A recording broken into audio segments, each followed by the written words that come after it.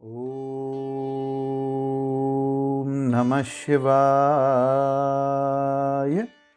श्री शिव महापुराण कोटि रुद्र संहिता 40वां अध्याय। ऋषिगण बोले, हे सूत, आपकी वाणी को सुनकर हम लोग अत्यंत आनंदित हुए। आप उसी उत्तम व्रत को प्रीति से विस्तार पूर्वक कहिए। हे सूत, यहाँ पर इस उत्तम व्रत को पहले किसने किया तथा अज्ञानता पूर्वक भी इस व्रत को करने से उसको कौन कौन सा उत्तम फल प्राप्त हुआ। सूत जी बोले, हे ऋषिगणों, मैं इस विषय में एक निषाद का सर्व पापनाशक पुराना इतिहास कहता हूँ, आप सभी लोग सुनिए। पूर्व समय में किसी वन में गुरुद्रुह नामक कोई बलवान, निर्दयी तथा क्रूर कर्म में तत्पर भील कुटुंब के साथ रहता था। वह सदैव वन में जाकर प्रतिदिन पशुओं का वध करता था और वहीं वन में निवास करते हुए अनेक प्रकार की चोरी किया करता था। उसने बाल्यावस्था से लेकर कभी कोई शुभ कर्म नहीं किया।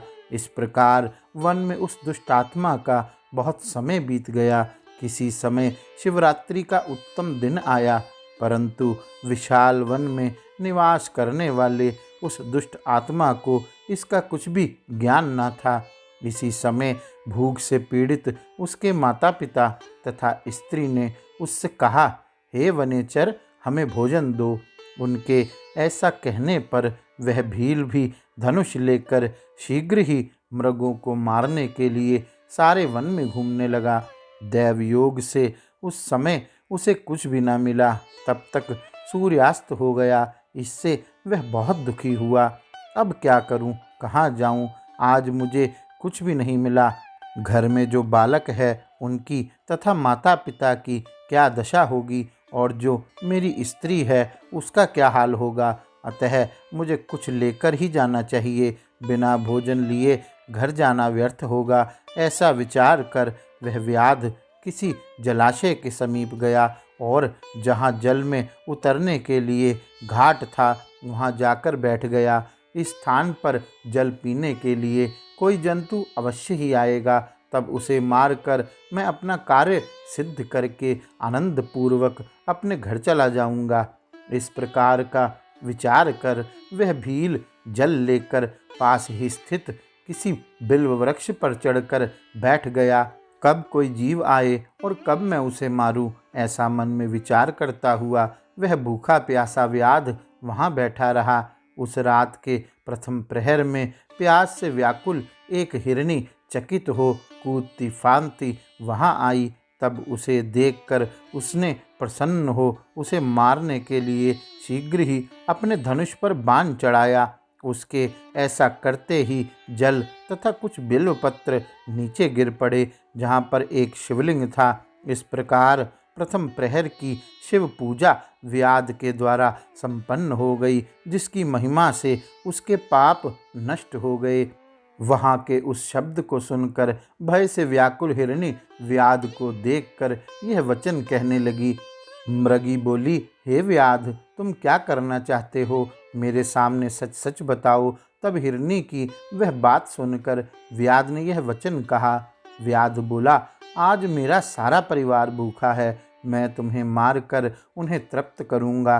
तब उसके इस दारुण वचन को सुनकर एवं उस महादुष्ट को देखकर मैं क्या करूं, कहाँ जाऊं? अच्छा, कोई उपाय करती हूँ। ऐसा विचार कर वहाँ पर उसने यह वचन कहा। मृगी बोली, हे व्याध, यदि मेरे अनर्थकारी देह के मांस से तुम्हें सुख प्राप्त हो जाए तो इससे अधिक पुण्य और क्या हो सकता है। मैं निस्संदेह धन्य हो जाऊंगी, इसमें संदेह नहीं है। लोक में उपकारी जीव को जो पुण्य होता है, उस पुण्य का वर्णन सैकड़ों वर्षों में भी नहीं किया जा सकता। किंतु तुमसे एक विनती करती हूँ कि मेरे सभी बच्चे इस समय मेरे आश्रम में हैं। उन्हें अपनी बहन अथवा स्वामी को सौंपकर मैं पुनः आ जाऊंगी। हे वनेचर, तुम मेरी बात को झूठ मत समझना। मैं अवश्य यहाँ तुम्हारे पास पुनः आ जाऊंगी, इसमें संदेह नहीं। सत्य से ही यह पृथ्वी टिकी हुई है। सत्य से ही समुद्र तथा सत्य से ही जल की धारा बहती है। सब कुछ सत्य में ही प्रतिष्ठित है। सूत जी बोले, उसके इस प्रकार कहने पर भी जब उस व्याध ने उसकी बात नहीं मानी, उसका कहना नहीं माना, तब विस्मित एवं भयभीत उस हिरणी ने पुनः यह वचन कहा। मृगी बोली, हे व्याध, मैं जो कहती हूँ उसे सुनो। मैं शपथ लेकर कहती हूँ कि यदि मैं जा करके अपने घर से तुम्हारे पास न लौटूं तो वेद विक्रयी एवं त्रिकाल संध्योपासनहीन ब्राह्मण को तथा अपने स्वामी की आज्ञा का उल्लंघन करके कर्म में तत्पर रहने वाली स्त्रियों को जो पाप लगता है, कृतधन को जो पाप लगता है, शिव विमुख को जो पाप लगता है, परद्रोही को जो पाप लगता है, धर्म का उल्लंघन करने वाले को जो पाप लगता है, विश्वासघाती एवं छल करने वाले को जो पाप लगता है, वह सब पाप मुझे लगे यदि मैं तुम्हारे पास पुनः ना लौटूं। इस प्रकार अनेक शपथ करके जब वह हिरणी वहीं खड़ी रही, तब उस भील ने विश्वास करके घर जाओ ऐसा कह दिया। तब हिरणी प्रसन्न होकर जल पी करके अपने स्थान को चली गई। तब तक उसका प्रथम पहर बिना निद्रा के बीत गया। इसी बीच उसकी बहन जो दूसरी हिरणी थी, वह उत्कंठा पूर्वक उसे खोजती हुई जल पीने के लिए वहां आ गई। उसे देखकर भील ने बाण को पुनः खींचा, जिससे पहले के समान ही जल तथा बिल्वपत्र शिवजी के ऊपर गिर पड़े। उसके कारण संयोगवश महात्मा सदाशिव की दूसरे प्रहर की भी पूजा हो गई, जो व्याध के लिए सुखप्रद थी। उस हिरणी ने उसकी ओर देखकर कहा, हे वनेचर, यह क्या कर रहे हो? उसने पहले की भांति अपना प्रयोजन कहा। यह सुनकर उस मृगी ने पुनः कहा। मृगी बोली, हे व्याध, सुनो, मैं धन्य हूँ। आज मेरा देह धारण करना सफल हुआ, क्योंकि इस अनित्य शरीर से उपकार होगा। परंतु मेरे बच्चे घर पर हैं, उन्हें मैं अपने स्वामी को सौंप कर पुनः यहाँ आ जाऊंगी। व्याध बोला, मैं तुम्हारी बात नहीं मानता, तुम्हें अवश्य मारूंगा, इसमें संदेह नहीं। यह सुनकर हिरणी विष्णु की शपथ करती हुई कहने लगी। मृगी बोली, हे व्याध, मैं जो कहती हूँ उसे सुनो। यदि मैं पुनः ना आऊँ तो अपनी बात से विचलित होने वाले का जिस प्रकार सुकृत नष्ट हो जाता है, अथवा जो मनुष्य अपनी विवाहिता स्त्री को छोड़कर दूसरी स्त्री से समागम करता है, जो वेद धर्म का उल्लंघन कर मनमाने मार्ग से चलता है, विष्णु भक्त होकर जो शिव की निंदा करता है, माता पिता के शय्या के आने पर जो बिना श्राद्ध आदि किए उसे सूना ही बिता देता है, अपने दिए हुए वचन को जो संताप का अनुभव करते हुए पूरा करता है, इन्हें जो पाप लगता है वह मुझे लगे यदि मैं ना आऊं। सूत जी बोले। उसके ऐसा कहने पर व्याध ने मृगी से कहा, जाओ। तब वह मृगी भी प्रसन्न हो जल पीकर अपने स्थान पर चली गई। तब तक उस व्याध का दूसरा प्रहर भी बिना निद्रा के बीत गया। इसी समय तीसरा प्रहर आने पर मृगी के आने में विलंब जानकर वह चकित हो उसे ढूंढने लगा। तब उस प्रहर में उसे एक मृग जल मार्ग की ओर आता हुआ दिखाई पड़ा। उस पुष्ट मृग को देखकर वह व्याध बहुत ही प्रसन्न हुआ और धनुष पर बाण चढ़ाकर उसे मारने के लिए उद्यत हो गया। हे द्विजो, उस समय भी उस व्याध के ऐसा करते ही उसके प्रारब्धवश कुछ बिल्वपत्र शिवजी के ऊपर गिर पड़े। इस प्रकार उस रात्रि में उस भील के भाग्य से तीसरे प्रहर की भी शिव पूजा हो गई। इस तरह से शिवजी ने उसके ऊपर अपनी कृपालुता प्रकट की। वहाँ उस शब्द को सुनकर उस मृग ने कहा, हे वनेचर, यह क्या कर रहे हो? तब वह व्याध बोला कि मैं अपने कुटुंब के लिए तुम्हारा वध करूँगा। व्याध का यह वचन सुनकर मृग प्रसन्नचित्त हो गया और बड़ी शीघ्रता से उस व्याध से यह वचन कहने लगा। हिरन बोला, मैं धन्य हूँ जो इतना पुष्ट हूँ जिससे तुम्हारी तृप्ति हो जाएगी। जिसका शरीर उपकार के लिए प्रयुक्त ना हो उसका सब कुछ निष्फल हो जाता है। जो समर्थ युक्त रहता हुआ भी उपकार नहीं करता, उसका समर्थ्य निष्फल ही है और वह प्रलोक में जाने पर नरक प्राप्त करता है। किंतु मैं अपने बच्चे को उनकी माता को सौंपकर और उन सभी को धैर्य देकर पुनः आ जाऊंगा। उसके ऐसा कहने पर वह व्याध अपने मन में बहुत ही विस्मित हुआ। थोड़ा शुद्ध मन वाले तथा नष्ट हुए पाप समूह वाले उस व्याध ने यह वचन कहा। व्याध बोला, जो जो यहाँ आए वे सभी तुम्हारे ही जैसे कहकर चले गए, किंतु वे वंचक अभी तक नहीं लौटे। हे मृग, तुम भी संकट में प्राप्त होकर उसी प्रकार झूठ बोलकर चले जाओगे।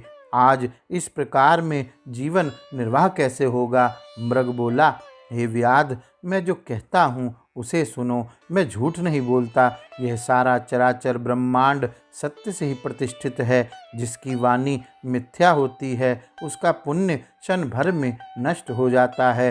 तथापि हे भील, तुम मेरी सत्य प्रतिज्ञा को सुनो। संध्या काल में मैथुन करने से, शिवरात्रि को भोजन करने से, झूठी गवाही देने से, धरोहर का हरण करने से, संध्या रहित ब्राह्मण को, जिसके मुख से शिव नाम का उच्चारण नहीं होता, समर्थ होते हुए भी जो उपकार नहीं करता, शिव पर्व के दिन बेल के तोड़ने से, अभक्ष्य भक्षण से और बिना शिव पूजन किए एवं शरीर में बिना भस्म का लेप किए जो भोजन करता है, इन सभी को जो पाप लगता है वह पाप मुझे लगे यदि मैं पुनः लौट कर न आऊँ।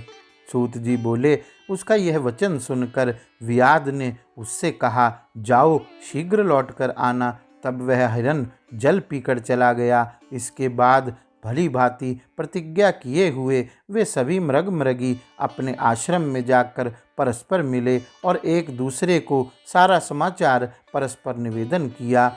इस प्रकार सारा वृत्तांत सुनकर सभी ने सत्यपाश में नियंत्रित होने के कारण विचार किया कि हमें वहां निश्चित रूप से जाना चाहिए, और तब अपने बालकों को धीरज देकर वे जाने को तैयार हो गए। उनमें से जो हिरनी सबसे बड़ी थी उसने अपने स्वामी से कहा, हे मृग, तुम्हारे बिना ये बालक किस प्रकार यहाँ निवास करेंगे? हे प्रभु, मैं व्याध के पास जाने के लिए पहले प्रतिज्ञा कर चुकी हूँ, अतः पहले वहाँ मुझे जाना चाहिए। आप दोनों यहीं रहें। उसकी यह बात सुनकर छोटी हिरनी ने यह वचन कहा, मैं तुम्हारी सेविका हूँ, आज मैं जाती हूँ और तुम यहीं पर रहो। यह सुनकर मृग ने कहा, मैं ही वहाँ जा रहा हूँ, तुम दोनों यहीं रहो, क्योंकि माता के द्वारा ही बालकों की रक्षा होती है। तब स्वामी की बात सुनकर उन्होंने उसे धर्म के अनुकूल नहीं समझा। वे बड़े प्रेम से अपने पति से कहने लगी कि विधवा बनकर जीना धिक्कार है। इसके बाद उन बालकों को धैर्य देकर तथा उन्हें पड़ोसियों को सौंपकर वे सभी शीघ्र वहां गए जहां व्याध श्रेष्ठ स्थित था। तब वे सभी बच्चे भी यह सोचकर उनके पीछे पीछे चल पड़े कि इनकी जो गति होगी वही गति हमारी भी हो। उन्हें देखकर व्याध अत्यंत हर्षित हो उठा और धनुष पर बाण चढ़ाने लगा। इतने में शिवजी के ऊपर पुनः जल और बिल्व पत्र गिर पड़े। उससे चतुर्थ प्रहर की भी उत्तम पूजा संपन्न हो गई। फिर तो क्षण भर में ही उसका सारा पाप नष्ट हो गया। उस समय दोनों मृगियों एवं मृग ने शीघ्रता पूर्वक कहा, हे व्याध श्रेष्ठ, अब तुम हम लोगों पर कृपा करो और हमारे शरीर को सार्थक करो। उनकी यह बात सुनकर भील आश्चर्यचकित हुआ। शिवजी की पूजा के प्रभाव से उसे दुर्लभ ज्ञान प्राप्त हो गया। ज्ञान रहित ये मृग धन्य हैं, ये परम सम्माननीय हैं जो अपने शरीर से परोपकार करने में तत्पर हैं। मैंने इस समय मनुष्य जन्म पाकर भी क्या फल प्राप्त किया? मैंने दूसरों के शरीर को पीड़ित करके अपने शरीर का पालन किया। हाय, मैंने नित्य अनेक पाप करके अपने कुटुंब का पालन पोषण किया। इस प्रकार के पाप करने के कारण अब आगे मेरी क्या गति होगी? मैं किस गति को प्राप्त होऊंगा? हाय, मैंने तो जन्म से ही पाप किया है। मैं इस समय ऐसा सोच रहा हूँ, मेरे जीवन को धिक्कार है। धिक्कार है। इस प्रकार से ज्ञान को प्राप्त हुआ वह व्याध अपने बाण को उतारते हुए कहने लगा कि हे श्रेष्ठ मृगो, तुम धन्य हो, अब जाओ। तब उसके इस प्रकार कहने पर शंकर जी ने प्रसन्न होकर अपने लोक पूजित उत्तम स्वरूप को उसे दिखाया। इसके बाद कृपा पूर्वक उस व्याध को स्पर्श कर शिवजी ने प्रसन्नता पूर्वक कहा, हे भील, मैं तुम्हारे इस व्रत से प्रसन्न हूँ, वर मांगो। व्याध भी शिवजी के स्वरूप को देखकर क्षण मात्र में मुक्त हो गया और मैंने आज सब कुछ पा लिया, ऐसा कहता हुआ शिवजी के चरणों के आगे गिर पड़ा। शिवजी ने भी प्रसन्नचित्त होकर उसे गुह ऐसा नाम देकर उसकी ओर कृपा दृष्टि से देखकर उसे दिव्य वर दिए। शिवजी बोले, हे व्याध, सुनो, इस समय तुम श्रृंगवेरपुर में अपनी श्रेष्ठ राजधानी बनाकर यथेच दिव्य सुखों को भोग करो। वहाँ अक्षय रूप से तुम्हारी वंश की वृद्धि होगी। हे व्याध, तुम देवताओं के लिए भी प्रशंसनीय रहोगे। तुम्हारे घर साक्षात श्री रामचंद्र जी निश्चित रूप से पधारेंगे। मेरे भक्तों से प्रेम करने वाले वे तुमसे मित्रता करेंगे और मेरी सेवा में आसक्त चित्त वाले तुम दुर्लभ मोक्ष को प्राप्त कर लोगे। सूत जी बोले, इसी बीच वे सभी मृग भी शिवजी का दर्शन कर उन्हें प्रणाम करके मृग योनि से मुक्त हो गए। वे शिवजी के दर्शन मात्र से शाप मुक्त हो गए और दिव्य देह धारण करके विमान पर आरूढ़ होकर स्वर्गलोक चले गए।